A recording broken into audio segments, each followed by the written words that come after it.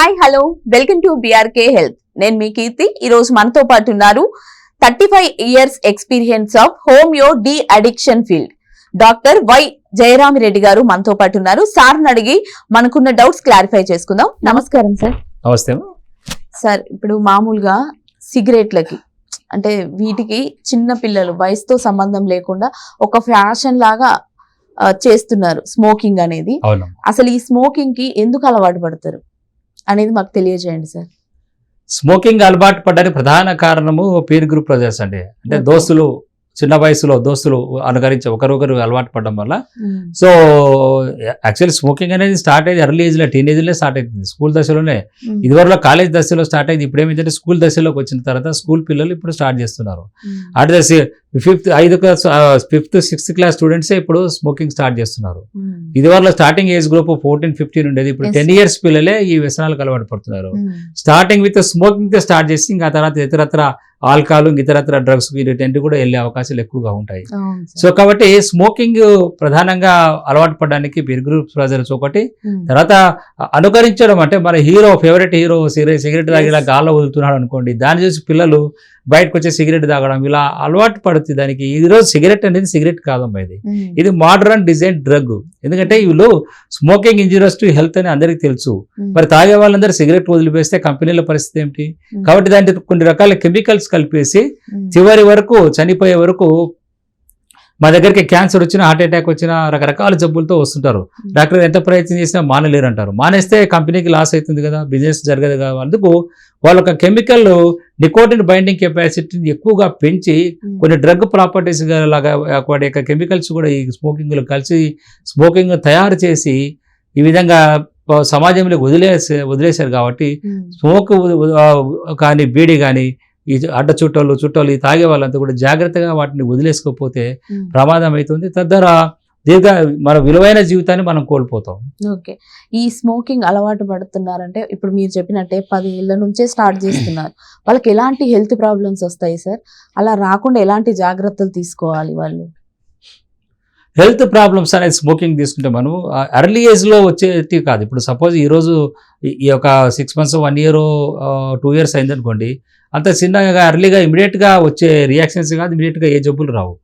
కానీ దీర్ఘకాలం ఉపయోగిస్తూ ఉండడం వల్ల ఏమవుతుంది అంటే అది ఎప్పుడు వస్తాయి అనేది అది మనం చెప్పలేము. It depend on 5 years, even 5 years రావచ్చు, 10 years రావచ్చు, 20-30 years రావచ్చు. కొంతమంది చెప్తుంటారు మా తాతగారు 100 సంవత్సరాలు జీవించాడండి, ఆయన చుట్ట తాగేవాడు, బీడి తాగేవాడు అంటే ఇంకా అది లేకపోతే ఇంకొక 20-30 సంవత్సరాలు జీవించేవాడేమో. సో 100 సంవత్సరాలు చనిపోయింది. సో కాబట్టి ఇవన్నీ ఇలా కంపేర్ చేసుకోకూడదు మనము. ఈ smoking injurious to health. Smoking లో 7,500 పైగానే విష పదార్థాలు ఉన్నాయి. సో నరాలను బలహీనపరిచే gases, carbon dioxide, carbon monoxide, nicotine, తారు, ఇన్ని రకాల విష పదార్థాలు ఉన్నప్పుడు అది ఆరోగ్యానికి ఎలా హానికరం కాదు అనుకుంటామమ్మా. సో కాబట్టి జాగ్రత్తగా ఏ స్టేజ్ లో ఉన్న స్మోకింగ్, జీరో స్మోక్. చాలా మంది ఏంటంటే భలే ఎక్కువ తాగనండి, నేను ఏదో 2-3 సరదాగా తాగుతా అంటే, సరదాగా తాగుతుందని తాగుతామని చెప్పి క్యాన్సర్ రాకుండా ఉంటుందా? తప్పకుండా వచ్చే జబ్బులు ఎలాగైనా వస్తాయమ్మా. సరదాగా వీడు మంచివాడు, వీడు సరదాగా తాగుతున్నాడు, వీడు బానిసే కాదని కాదు. పాము ఎలాగైనా ఎవరైనా కాటేస్తుంది మన దగ్గరికి వెళ్తే. సో స్మోకింగ్ కూడా అలాంటిదే. అది కాటు వేయకముందే, అది మన జీవితం క్వశ్చన్ మార్క్ కాకముందే మనం ఈ సిగరెట్లను, ఈ స్మోకింగ్ వదిలిపెట్టుకుంటే వాటి నుంచి వచ్చి 90% క్యాన్సర్ జబ్బులకు ప్రధాన కారణం స్మోకింగ్. ప్రత్యక్షంగా మనం చూస్తున్నాం. అవును సార్. అయితే మామూలుగా ఇప్పుడు చిన్న పిల్లలు కూడా తాగుతున్నారు. అంటే మీరు తల్లిదండ్రులకి ఎలాంటి సూచనలు ఇద్దాం అనుకుంటున్నారు సార్? మామూలుగా పిల్లల్ని ఎలా జాగ్రత్తగా చూసుకోవాలి అనేది, ఇలాంటి వాటికి అలవాటు పడకుండా. తల్లిదండ్రుల పర్యవేక్షణ కంపల్సరీ ఉండాలమ్మా. ఎందుకంటే మనము ఒక 5వ 6వ తరగతి వరకు మన స్కూల్కి వెళ్ళి వదిలేసి తీసుకురావడం జరుగుతుంది. ఆ తర్వాత 7th 8th వచ్చే వరకు పిల్లలు కూడా వదిలేస్తారు, పేరెంట్స్ వదిలేస్తారు. పిల్లలు ఎలా పోతారో ఎలా వస్తారో తెలియదు, వీళ్ళ మీద విజన్ ఉండదు. కానీ కంపల్సరీ మనము ఆ ఏజ్ గ్రూపే 6th 7th తర్వాత ఏజ్ గ్రూపే టర్న్ కాకుండా మనం చూసుకోవాలి. Up to 10th class inter వరకు మనం కాపాడుకోగలిగితే ఆ తర్వాత వ్యసనాలకు బానిస అయ్యే అవకాశాలు చాలా తక్కువగా ఉంటాయి. కాబట్టి ఈ టైంలో తల్లిదండ్రులు చాలా జాగ్రత్తగా కేర్ తీసుకొని వీళ్ళని గమనిస్తూ ఉండాలి. ఎవరితో తిరుగుతున్నారు, ఎక్కడ తిరుగుతారో, ఎప్పుడు వస్తున్నారు అనేది. ఒక విజన్ వాళ్ళని మనం మన కన్ను చూపు దాటిపోతే వాళ్ళు మనం మళ్ళీ వాళ్ళని బయటకు తీసుకోవడం చాలా కష్టం. సో పేరెంట్స్ రోల్స్ ఎక్కువ మోస్ట్ ఇంపార్టెంట్. ఎందుకంటే చదువు మీదనే ధ్యాస ఉంటుంది. ఎక్కడ తిరుగుతున్నారు టాప్ ర్యాంకర్స్ మా దగ్గరకు వచ్చే తల్లిదండ్రులు చెప్పేది అంటే మావాడు చాలా ఇంకా దాంట్లో టాప్ దీంట్లో టాప్ అండి, ఇక్కడ వచ్చే వరకు వ్యసనాల బారిన పడి జీరో అయిపోతున్నారు. ఓకే సార్, ఇలా స్మోకింగ్ కి అలవాటు పడ్డ వారిని మాన్పించాలంటే మీ దగ్గర ఎలాంటి ట్రీట్మెంట్ ఉంటుంది సార్? స్మోకింగ్ అనేది మల్టీ డిపెండెన్సీ డెవలప్ అవుతుంది. మా ఫిజికల్ డిపెండెన్సీ, ఆ సైకలాజికల్ డిపెండెన్సీ అది డెవలప్ అవుతుంది. ఎస్పెషల్లీ నికోటిన్ అనేది ప్రధానంగా తీసుకుంటే, సో నికోటిన్ డిపెండెన్సీ అనేది మనం అనుకో సబ్జెక్టు. దాని నుంచి బయటికి రావాలంటే మనం ఈ స్మోకింగ్ యొక్క ఇప్పుడు ఒక నికోటిన్ ఈ బానిస కావడానికి ప్రధాన కారణమైనప్పటికీ కూడా, కానీ నికోటిన్లో ఉన్న 7,500 రకాల విష పదార్థాలు ఏ వ్యక్తి మీద ఎలా దుష్ప్రభావాన్ని చూపుతున్నారో తెలియదు.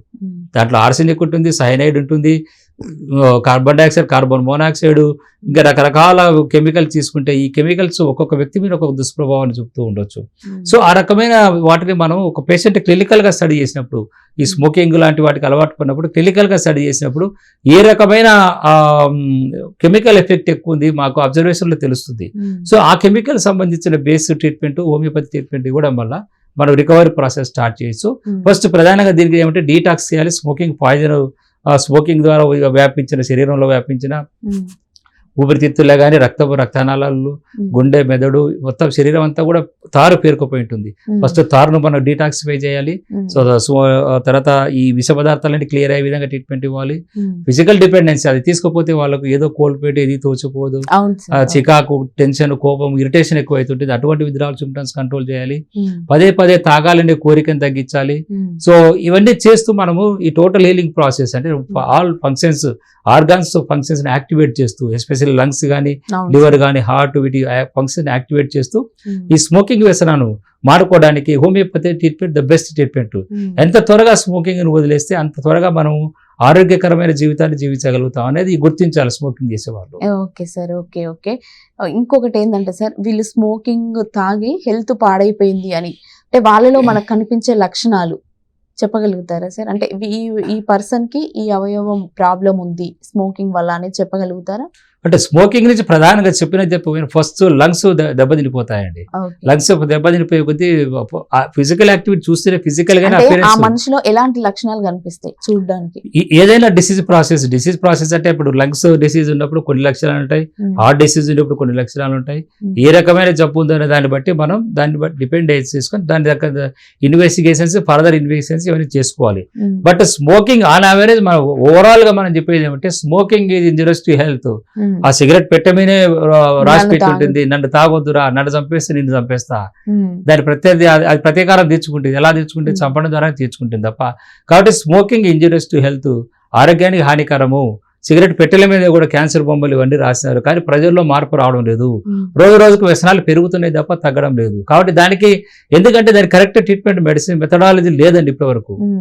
సో అందుకోసం నికోటిన్ రీప్లేస్ చేస్తే నికోటిన్ బానిస అయిపోతున్నారు.